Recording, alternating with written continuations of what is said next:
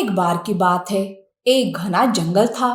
जंगल का राजा शेर बहुत बूढ़ा हो चुका था, जिसके चलते वो जंगल में घूम नहीं पा रहा था और ना ही जानवरों से मिल पा रहा था।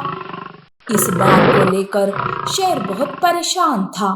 एक दिन वो मंत्री लोमड़ी को बुलाकर कहता है, देखो लोमड़ी, बढ़ती उम्र के चलते मैं ज्यादा घूम नहीं पा रहा हूँ और ना ही किसी से मिल पा रहा हूँ। तुम एक काम करो, तुम मेरे लिए एक ट्रेन बनाओ जिसमें बैठकर मैं आराम से जंगल घूम सकूं। जी महाराज, मैं जल्दी ही आपके लिए एक ट्रेन का इंतजाम करूंगी। ये कहकर लोमड़ी वहां से चली जाती है और वो कहीं से शेर के लिए एक ट्रेन लेकर आती है। शेर ट्रेन को देखकर कहता है, अरे वाह लोमड़ी, तुमने बहुत जल्द ट्रेन का इंतजाम कर लिया। आज से तुम मेरे इस ट्रेन की ड्राइवर हो। यूं शेर लोमड़ी को ट्रेन ड्राइवर बनाता है, जिसमें लोमड़ी और भी घमंडी हो जाती है। वो जानवरों पर हुक्म चलाने लगी।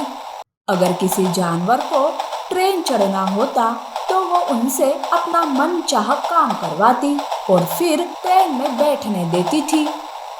पर इस बात का पता शेर को बिल्कुल भी नहीं था। एक दिन हिरन के पैर में मोच आ गई थी। वो चल भी नहीं पा रही थी। हाय रे मेरा पैर, मैं चल भी नहीं पा रही हूँ, बहुत दर्द हो रहा है। तुम परेशान ना हो, अभी लोमड़ी ट्रेन लेकर आने वाली है। वो जैसे ही आएगी मैं तुम्हें उल्लू वैद के पास ले जाऊंगा। कि इतने में लोमड़ी ट्रेन लेकर आती है। बंदर लोमड़ी को रोकते हुए कहता है, अरे लोमड़ी बहन, रुको रुको, देखो बेचारी हिरन के पैर में मोच आई है।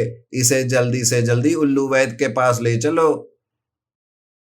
अरे वाह बंदर, अगर ट्रेन में बैठना है तो तुम्हें कुछ ना कुछ भेंट देनी पड़ेगी। बताओ क्या दे रहे हो? अरे अभी तो मेरे पास कुछ नहीं है। देखो बेचारी हिरन दर्द से कैसे तड़प रही है। इसे तुरंत उल्लू वैद के पास ले जाना होगा। मैं तुम्हारी भेंट बाद में दे दूंगा। क्या बाद में? ठीक है, मैं भी बाद में हिरन को ले जाऊंगी। अभी मेरे पास समय नहीं है। महाराज मेरा इंतजार कर रहे होंगे। अभी मेरे पास बहुत सारे काम है, मैं चलती हूँ। यूं लोमड़ी वहां से चली जाती है। दिन ऐसे ही बीत रहे थे। लोमड़ी का घमंड बढ़ता ही जा रहा था। गर्मियों का मौसम आता है। एक दिन लोमड़ी ट्रेन में घूम रही थी कि रास्ते में हाथी। अरे लोमड़ी बहन, बहुत गर्मी हो रही है, मुझे तुरंत एक जरूरी काम से पास के जंगल जाना है। मेरा भाई बीमार है, कृपा करके मुझे अपनी ट्रेन में ले चलो। अरे बाप रे, तुम्हें और मेरी ट्रेन में? अरे तुम क्या अपने आप को कैटरीना कैफ समझ रही हो क्या, जो ट्रेन में चढ़ने की बात कर रही हो? अगर तुम मेरी ट्रेन में चढ़ गई तो मेरी ट्रेन किसी काम की नहीं रहेगी। मेरी बात मानो, तुम पैदल ही चली जाओ। तुम्हारा वजन भी कम होगा और तुम्हारा काम भी हो जाएगा। यूं लोमड़ी हंसते हुए वहां से चली जाती है। हाथी को बहुत गुस्सा आता है। अरे इस लोमड़ी की ये मजाल, आखिर ये अपने आप को समझती क्या है? यूं हाथी गुस्से से आग बबूला हो रही थी कि तभी वहां बंदर और हिरन आते हैं। अरे हाथी बहन, क्या हुआ? क्यों तुम इतने गुस्से में हो? हाथी हिरन को सारी बात बताती है। अरे हाँ, इस लोमड़ी की बच्ची को तो सबक सिखाना ही पड़ेगा।